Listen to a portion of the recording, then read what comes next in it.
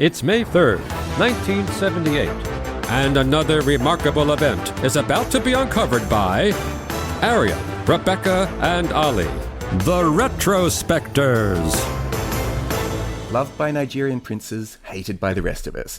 Spam is these days said to account for around 60% of all email, and that deluge began today in history in 1978 when around 400 users of ARPANET, a forerunner to the modern internet, received an invitation to a presentation by the Digital Equipment Corporation. Gary Thurk was the marketer responsible. He worked for DEC, the Digital Equipment Corporation, who had a new computer out. I mean, computers back in these days were like the size of filing cabinets and cost $1 million. So it was niche. And ARPANET was in itself a very niche list of people who worked for US government and computer scientists who were working on what would become something like the World Wide Web. So his absolute target market were the users of ARPANET.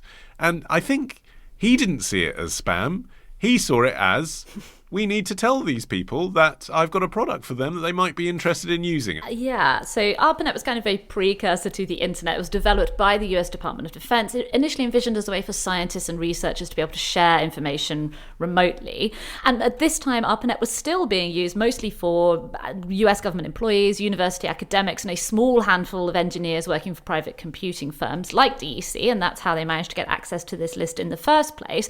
Gary Thurk, the marketing manager at DEC, had been tasked with drumming up interest in 2 product demos that were going to be held in California. This was an East Coast-based company. So he started thinking, how can I reach these West Coast people? One of the standout features of this new DEC computer was that the operating system was compatible with ARPANET. So Thurk thought it makes sense to reach out to people already using ARPANET. Handily, in this extremely quaint era, there was a printed directory of all ARPANET users, like a phone book. And indeed, the listings did include their office phone number and address. So what he did was get an administrative employee at DEC to painstakingly find all of the 400 ARPANET users based in California and manually type in their email addresses. And that's where it started to go wrong, because it was being sent using a thing called SND MSG, send message, which had limited space for both the to and CC fields and the subject field as well. And so the poor soul who had typed out the announcement in those days had to type in all the addresses by hand,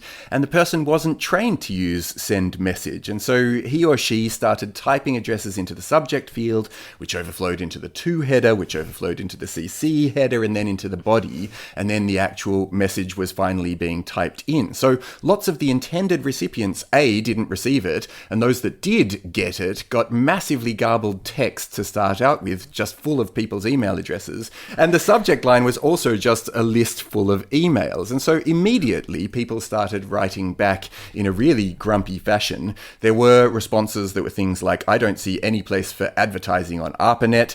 There was polite but irritated, I'd like to point out that there are good reasons, other than taking up valuable resources and the fact that some recipients object, for not permitting these kinds of messages. But some, like Richard M. Stallman, were just amused. He wrote, nobody should be allowed to send a message with a headline that long, no matter what it's about.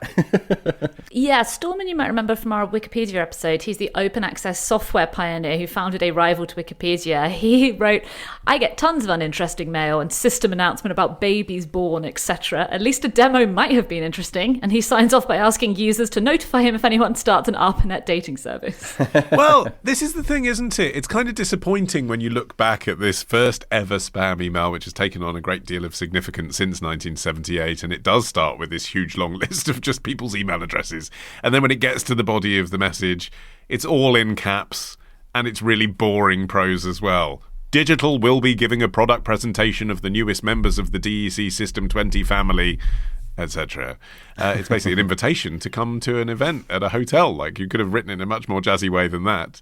But I do think underneath it all, if it hadn't been sort of clumsily delivered, if instead of saying to his staffer, pull out the email addresses of everyone in California and put them on one massive junk list, Thurk had instead said, pull out the names of everybody who's in California and I'll write to them personally. I mean, actually, that would have only taken an extra hour.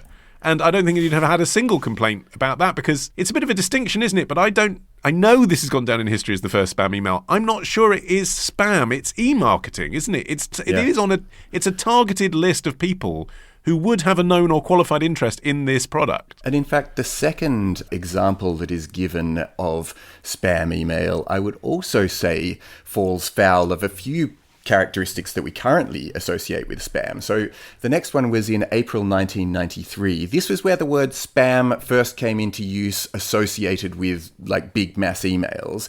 It was applied to a Usenet posting, and Usenet was a newsgroup precursor to the internet that was, and still is actually, a worldwide discussion system that can basically be regarded as a hybrid between email and web forums.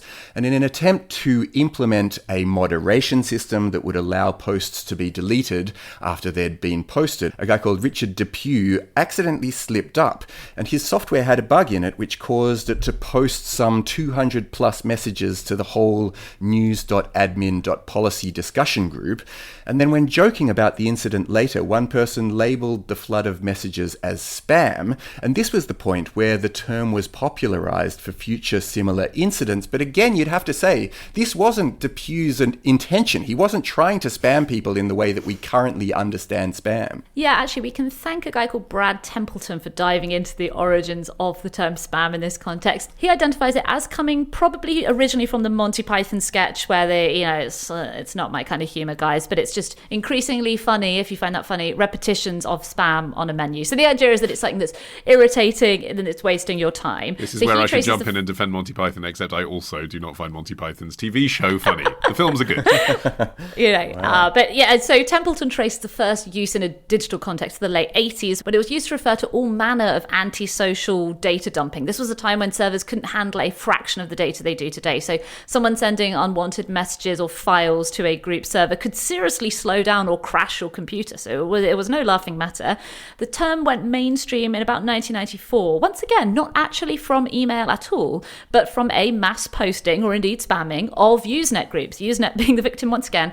This was a US firm advertising legal services. They developed a custom script that would allow it to post to thousands of boards at once. And of course, once that was out of the box, welcome to Spam Town. Yeah, exactly. I think that is a completely different thing, isn't it? That is flooding the market, spray and pray. Let's just see who clicks on it. It's commercially worth it because it costs so little. It takes time and resources, but it doesn't take money to send 1 million versus 1,000 versus 100. It's all the same.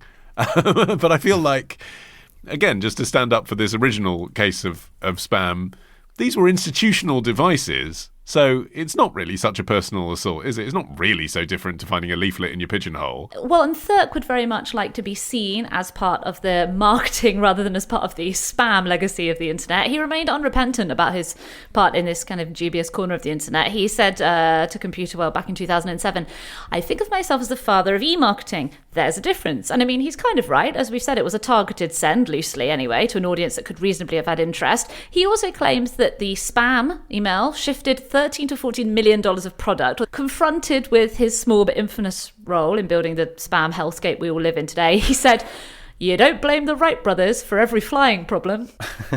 But he actually didn't do any more spam sending because this stunt went down like a bucket of cold sick with the Defense Communications Agency, the Department of Defense team who ran ARPANET. In a follow-up message to recipients of the email, the agency chief, Major Raymond Sayer, described it as a flagrant violation of the use of ARPANET, and this was followed up with a very sharp phone call to Thurk's boss and another to Thurk himself. Also, having just defended the whole way through Thurk's actions, I mean, actually, if I was one of these guys, I would be quite annoyed. One guy in particular who received the email 3 times. And of course, you think of that now and you think, well, that's fine. You just delete it 3 times. What's the big deal? The big deal is that took up so much memory space on these nascent computers that he couldn't log in at all. It brought down the US government. Basically. And so another week of retrospecting ends. But next week begins a day early at CLUB RETROSPECTORS. Join us now to get an exclusive episode every Sunday. Patreon.com/retrospectors.